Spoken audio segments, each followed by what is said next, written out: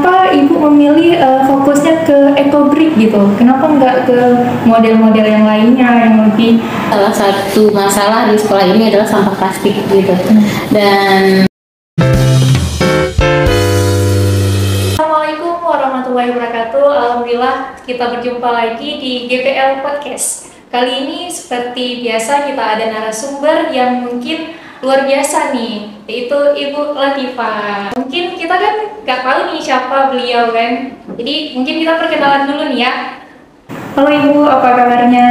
baik, alhamdulillah. Kegiatan sekarang apa nih Bu? Tugas utama saya sekarang sebagai kepala SMP Teguh Umar Hamid. Oh, kepala Kepsek ya, Kepsek. kan nih, kalau ngomong Besar. iya, Cibu besar. Kan Ibu nih ada buat project dari sekolah sendiri untuk dari sekolah penggerak kan. Apa sih makna dari sekolah penggerak itu? Apa berpindah-pindah mungkin karena definisi dari bergerak ya kan? Ya, baik. Salam dulu ya, assalamualaikum. Senang bisa bergabung dengan podcastnya GPL. Semoga menjadi amal kebaikan ya. Jadi di negeri kita melalui Kemendikbudristek ada program sekolah penggerak. Jadi sekolah-sekolah yang dianggap bisa bergerak, tapi bukan berpindah-pindah ya, bergerak memajukan pendidikan, insya Allah gitu. Jadi kemarin itu ada seleksi nasional untuk sekolah penggerak untuk tingkat TK, SD, SMP, SMA. Dan alhamdulillah kita dipercayakan untuk Aceh Barat ada 3 SMP dan salah satunya kita gitu sebagai pelaksana sekolah penggerak. Jadi sekolah penggerak ini dia memakai kurikulum merdeka. Mungkin udah sering juga ya dengan kurikulum merdeka ya. Jadi pakai kurikulum merdeka di sekolah kita. Jadi kalau untuk sekolah penggerak itu wajib pakai kurikulum merdeka. Jadi nggak ada pakai kurikulum yang lama lagi ya? Kebetulan karena ini tahun pertama, jadi hanya wajib untuk kelas 7 saja atau kelas 1 kalau bahasa kita dulu. Yang kelas 2, kelas 3 atau kelas 8, 9 kalau bahasa sekarang itu kurikulum 13, K13 juga. Jadi proyek itu adalah bagian dari kurikulum merdeka itu gitu. Jadi kita buat proyek lah sesuai dengan tema yang sudah ditetapkan oleh Kemendikbud. Menarik nih ya guys. Mungkin programnya itu apa-apa aja nih Bu? Sebenarnya tema proyek banyak ya disediakan oleh pemerintah, ada 6. Jadi kita ngambil itu tema lingkungan ya, kehidupan yang berkelanjutan. Jadi kita ngambil tema itu sesuai dengan kondisi sekolah kita.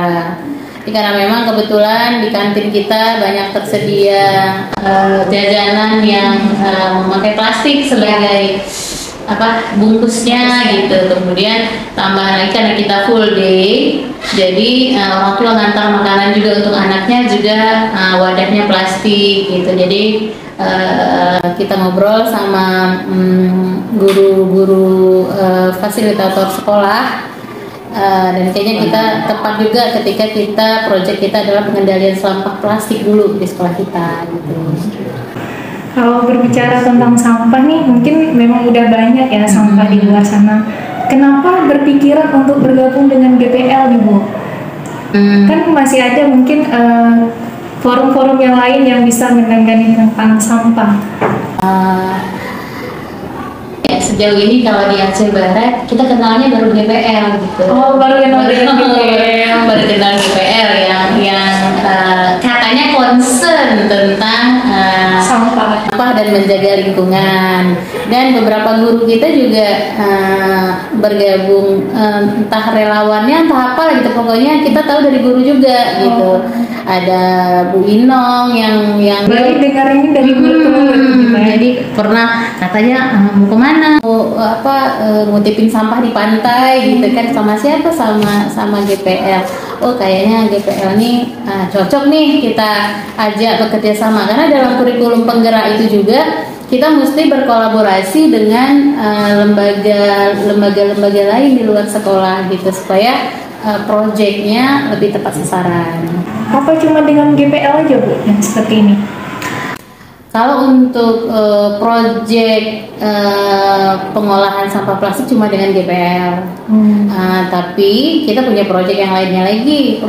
Kita punya proyek tentang meningkatkan keimanan dan ketakwaan. Kita juga bekerja sama dengan lembaga yang senafas, sejenis, seirama dengan itu. Gitu. Tapi kalau untuk pengendalian sampah dan peduli lingkungan, kita berkenalnya GPL. Emang ada yang lain ya? Ada nggak kira-kira? Banyak yang lain. Banyak ya? Oh, mungkin saya saja yang tidak kenal mungkin. Kenapa Ibu memilih fokusnya ke EcoBrick gitu? Kenapa nggak ke model-model yang lainnya yang lebih wah dari EcoBrick? Ya, karena tadi ketika kita lakukan survei diagnostik di sekolah kita, salah satu masalah di sekolah ini adalah sampah plastik gitu. Dan ya mungkin karena keterbatasan pemahaman kami juga tentang cara pengolahan sampah, makanya kita perlu bekerja sama gitu dengan GPL. Dan pembuatan EcoBrick ini satu dari sekian banyak yang insya Allah yang akan kita lakukan terkait sampah plastik. Mungkin ada mungkin dibikin hiasan kah, mungkin dibikin yang lainnya gitu. Cuman kita concern di EcoBrick dulu karena EcoBrick memerlukan banyak sampah. Jadi kemungkinan besar pengendalian sampah plastik lebih cepat gitu. Walaupun nanti mungkin kita bikin tirai mungkin dari plastik atau kita bikin hiasan macam-macam, bikin tas, tapi mungkin tidak akan memakan plastik sebanyak dan secepat EcoBrick gitu. Lebih simpel ya. Betul, dan simpel pun pengerjaannya. Boleh menghemat waktu ya. Nah, target kedepannya itu seperti apa Bu dengan ketika sesudah berkolaborasi dengan GPL ini? Sebenarnya sih fokus kita itu bukan ke produk ya. Produk ini hanyalah bagian dari bonus yang kita dapatkan. Yang kita inginkan sebenarnya itu adalah edukasi terhadap anak-anak kita supaya mereka yang pertama jangan terlalu banyak menggunakan sesuatu yang berhubungannya dengan plastik. Jadi kalau kita di sekolah ini kita tidak sediakan di kantin itu tidak ada air mineral yang kita jual. Dulu pernah kita jual, ternyata banyak yang nggak botol minum. Jadi sekarang kita wajibkan semua bawa tumbler sendiri, kita siapkan air isi ulangnya. Nah, jadi target kedepannya kita tuh habit sebenarnya. Jadi anak-anak kita tuh punya habit untuk tidak meminimalisir penggunaan plastik, kemudian memperlakukan sampah selayaknya gitu. Karena sampah itu diperlakukan layak ketika dia ditempatkan di tempatnya. Jadi ketika dia dibuang sembarangan itu tidak memperlakukan sampah dengan selayaknya gitu. Kita pengen habit itu yang terbangun di anak-anak kita gitu. Jadi targetnya tuh bukan EcoBrick dapat. Kalau cuman EcoBrick dapat udah selesai program kita. Tapi program kita insya Allah akan terus sampai kemudian itu menjadi budaya di sekolah kita bahwa sampah harus kita perlakukan selayaknya. Oh, mungkin menarik nih ya setelah kita berbicara panjang. Dan salah satu juga pertanyaan dari kami, bagaimana keadaan sekolah setelah sudah datangnya GPL memberi edukasi terhadap anak-anak di sini? Pertama anak-anak semangat ya, karena selama ini kan belajarnya itu dari guru-gurunya gitu. Nah sekarang ada teman-teman dari GPL, ada pendengar kakak dari GPL, jadi mereka ya Pak, model belajarnya kan lebih fleksibel dan enggak melulu di dalam kelas. Kesannya juga enggak dengar, tulis, jawab enggak gitu, tapi lebih ke praktek. Jadi pertama anak-anak semangat. Kemudian yang kedua, ya alhamdulillah kita melihat anak-anak kalau habis makan es itu paling nggak punya sendiri, dia jaga, kemudian dia simpan, kan harus ditabung gitu. Karena kita punya bank sampah yang kita juga siapkan. Sebenarnya saya punya bukunya, cuman lupa sosialkan. Jadi kita punya buku tabungan yang seperti buku tabungan di bank, di mereka diisi. Jadi dan kita kasih reward sama anak-anak yang nabungnya paling banyak, gitu. Sampah sendiri jaga sendiri. Sampah sendiri jaga sendiri. Nah, sudah mulai budaya itu sudah mulai terbangun. Alhamdulillah. Nah, mungkin untuk yang terakhir nih Bu, harapan Ibu dari program ini tuh apa? Yang pertama, harapan saya bahwa project ini tak sekedar untuk memenuhi tuntutan kurikulum. Yang kedua, apa yang project yang kita lakukan di sekolah ini berimbas ke rumah. Karena percuma kalau kemudian sekolah bebas sampah plastik atau sampah plastiknya terkendali tapi rumah tidak terkendali.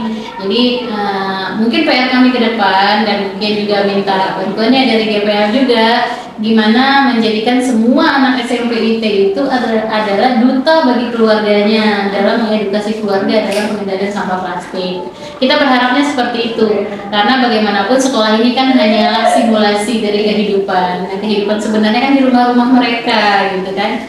Jadi harapan saya seperti itu, bahwa habit itu tidak hanya terbangun di sekolah, tapi itu ngalir ke rumah.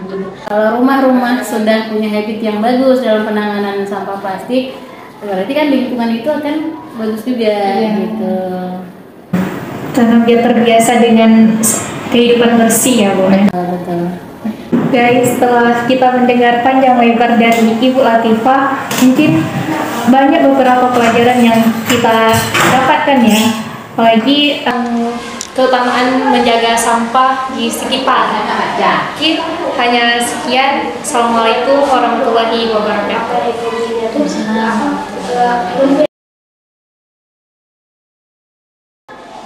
Duka.